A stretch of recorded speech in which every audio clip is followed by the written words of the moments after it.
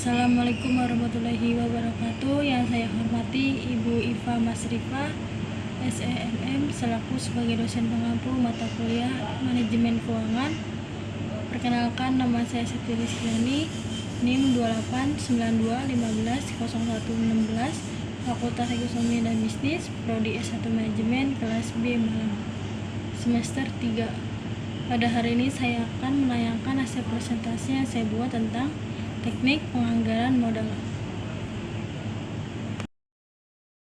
Dalam materi ini saya akan menjelaskan tentang pertama, the capital budgeting decision process. Kedua, the relevant cash flows. Tiga, finding the initial investment. Keempat, feeding the operating cash inflows. Yang kelima, feeding the terminal cash flows. Enam, depletion atau penyusutan. The capital budgeting decision process.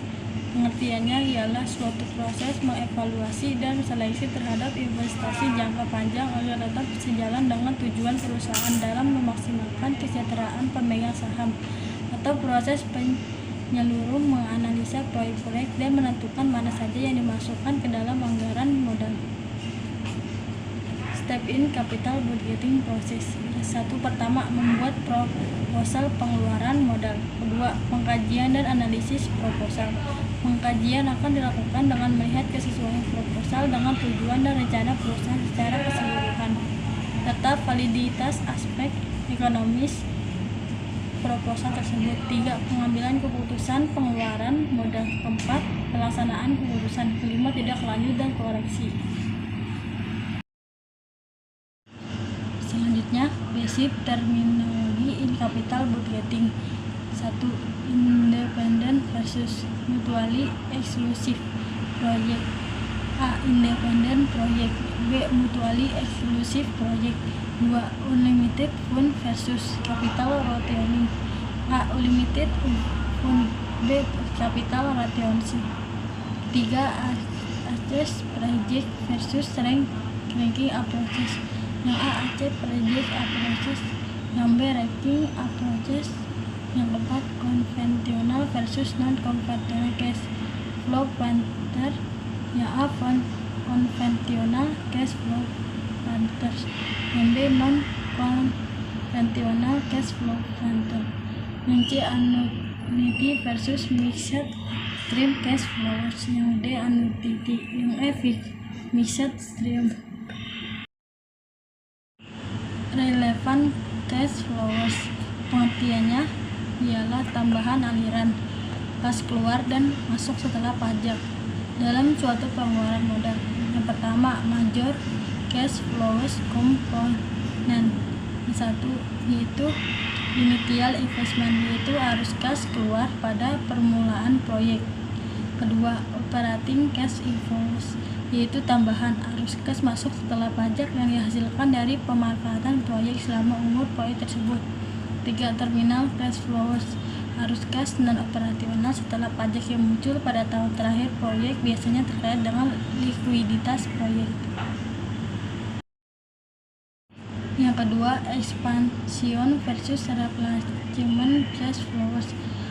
Untuk proyek ekspansi sama dengan proyek replacement, hanya dengan aliran kas dari aset lama adalah sama dengan 0. 3. Sunk cost and opportunity cost. Penentuan incremental cash flows tidak perlu memperhitungkan sunk cost karena sunk cost merupakan pengeluaran modal awal yang telah terjadi. Keempat, international capital budgeting and long term investment.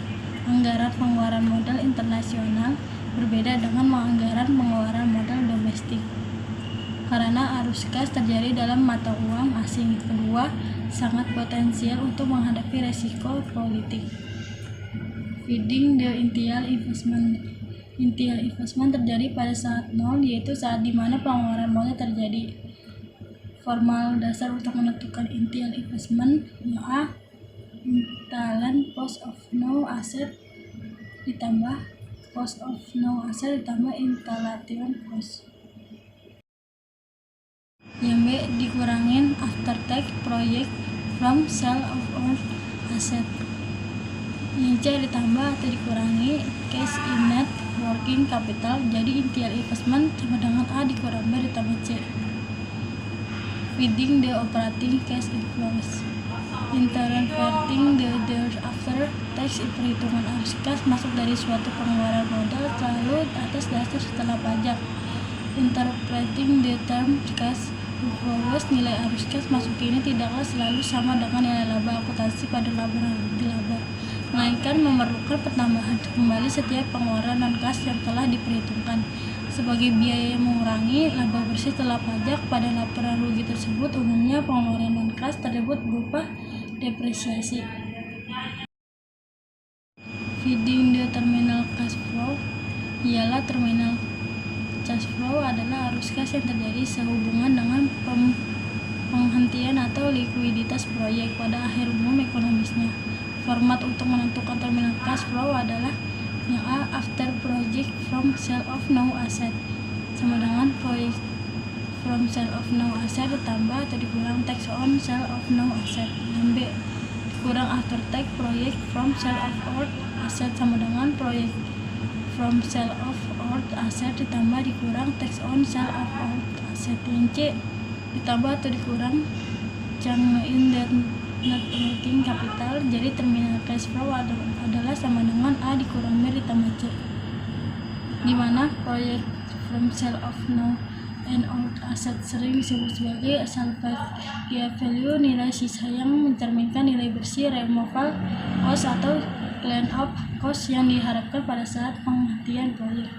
Perhitungan pajak tergantung pada nilai jual aset dibandingkan dengan nilai buku. Jika harga jual nilai buku panjang merupakan arus kas keluar, maka jual nilai buku ada rabat pajak. Harga jual sama dengan nilai buku, tidak ada perhitungan pajak. Change in net working capital, nilai ini akan sama dengan besar dengan nilai bersih perubahan modal kerja pada initial investment. Depresiasi penyusutan. Metode penyusutan depresiasi aktivitas tetap mempunyai nilai yang semakin berkurang dari suatu periode ke periode berikutnya. Dengan demikian nilai aktiva tetapi akan menjadi turun apabila sudah dipakai atau digunakan dalam periode tertentu. Namun ada aktiva yang tetap nilainya tidak akan turun, melainkan akan semakin tinggi nilainya, yaitu tanah. Aktiva tetap dalam bentuk tanah nilainya akan semakin tinggi sehingga sering dengan pertambahan waktu, kecuali tanah yang dipakai untuk pertambangan. Nilai aktiva tetap akan menjadi berkurang karena adanya pemakaian aktiva tetap tersebut, sehingga dapat akuntansi dikenal dengan penyusutan aktivitas yang tetap. Penyusutan atau depresiasi adalah pengalokasian harga perolehan dari suatu aktiva tetap karena adanya penurunan nilai aktiva tetap tersebut. Metode penyusutan aktiva yaitu 1. Metode penyusutan garis lurus, 2. Metode penyusutan saldo menurun, 3. Metode penyusutan jumlah angka, 4. Metode penyusutan satuan jam kerja, 5. Metode penyusutan satuan hasil produksi. Faktor-faktor yang mempengaruhi biaya penyusutan yaitu 1. Harga perolehan, 2. Nilai residu, 3. Umum ekonomis aktiva.